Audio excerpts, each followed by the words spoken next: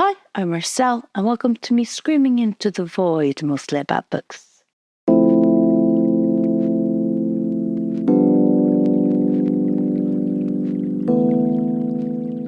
I am doing Criminoli's Read What You Own challenge, so my husband has picked out 100 books that he thinks I haven't read, wrapped them up, given them all a number, and then I am randomly choosing which books to read before I'm going to buy any more books.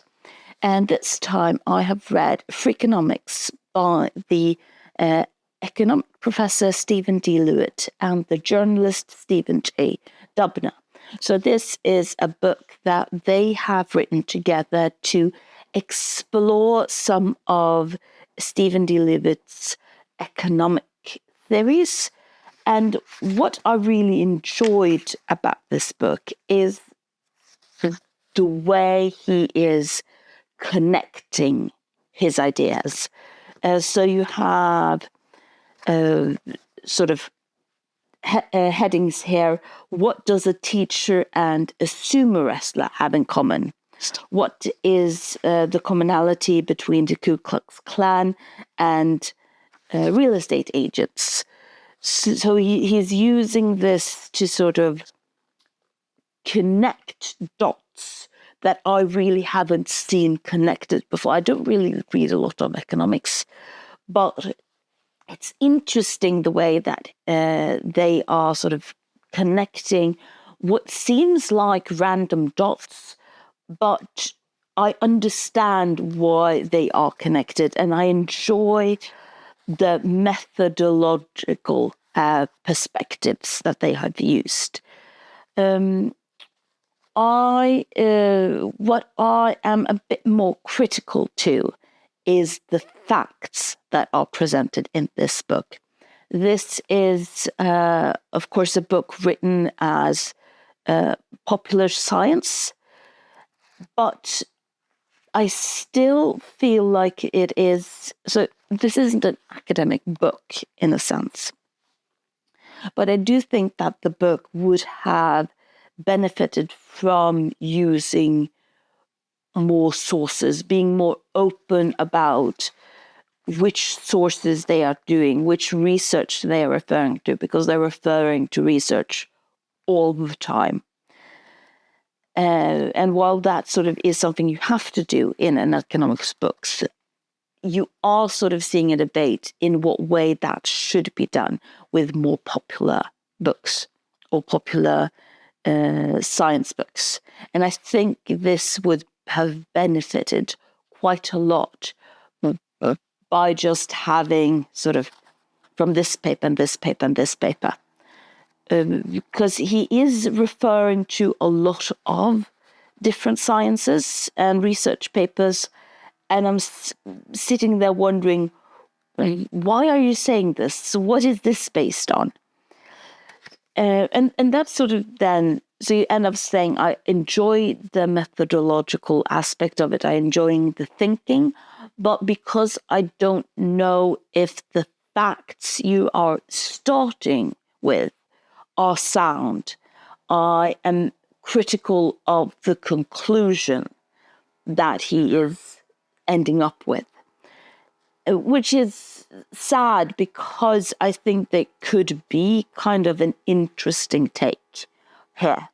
The same way that I think that they would have benefited from being more nuanced in their language when referring to certain things. For example, one of the research, and I'm also mentioning that because this is kind of a controversial point of the book.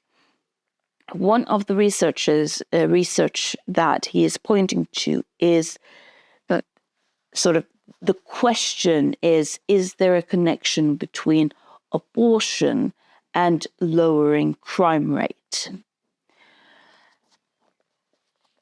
And when you're not being sort of very clear on what data you are using, where your data is from, it's difficult to not be very hesitant to sort of follow you on your conclusions. And also in regard to when he is then talking about abortion, for example, he's only referring to a small subsections of the people who choose to have an abortion at this time. He's only talking about a specific subsection of crime. And I think that's sad because I think there might actually be an interesting idea regarding some type of crime maybe being linked to growing up being unwanted by your parents. That is an interesting idea to test out. But you need to be more nuanced than what you are. So I enjoy I love having read the book in a sense, but I was so annoyed reading the book. And I explained to my husband that reading this book, it very much felt like I kept having to also criticize myself, because the way the book is written is very much the way I can end up talking to my husband about a subject that I am very passionate about, where I am just saying, well, research says, and I don't cite my sources because I'm just having a conversation with my husband, or I am not as nuanced in that conversation because it's just a conversation between me and my husband. So it feels like someone just wrote down the way I sometimes talk with people when I'm not sort of lecturing to others, but I'm just having a conversation. And I need to think about whether or not I enjoy that, or if this actually shows me that I need to do something about the way I communicate, even in a setting that isn't formal. But again, the way the methodological aspects of this work was very interesting. So I would have liked to read a book using the same methodological aspects of and I love the way that he was thinking so out of the box, but maybe being more transparent with the facts that he is referring to.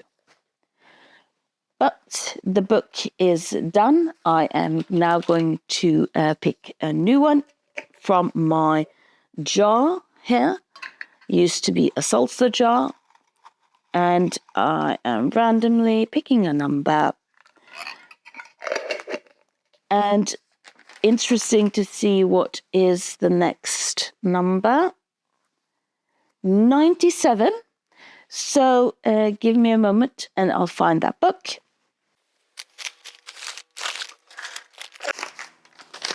97. So again, my husband picked out all of the books, so I have no idea what books are here, except what I sort of have noticed is missing on our bookshelf. Yes! This is Bao Monghun, I think. Maybe. Anyway, this is The Tower, and it's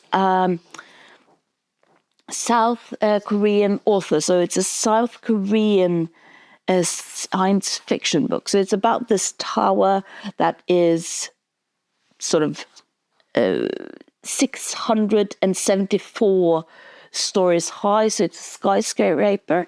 And the idea is that there is this whole society existing only within this tower. And the further up you go, the sort of higher you get on the social ladder. So that is, he isn't the first one with that type of concept. But it's just reading off the blurb. Each story deals with how citizens living in the hypermodern high-rise deal with the various influences of power in their lives. A group of researchers have to tell their boss that a major power broker is a dog. A woman uses the power of the internet to rescue a downed fighter pilot abandoned by the government. And an out-of-towner finds himself in charge of training a gentle elephant to break up protests. So my husband has just very recently read this, so I know some of it. So what I really enjoyed about that idea is that it's not sort of, if I understood him correctly, talking about the high rise in and of itself, but more using it just as a backdrop for different science fiction stories and the absurdity in a power perspective. So that's the next book I'm going to read, and thank you for listening to me screaming into the void.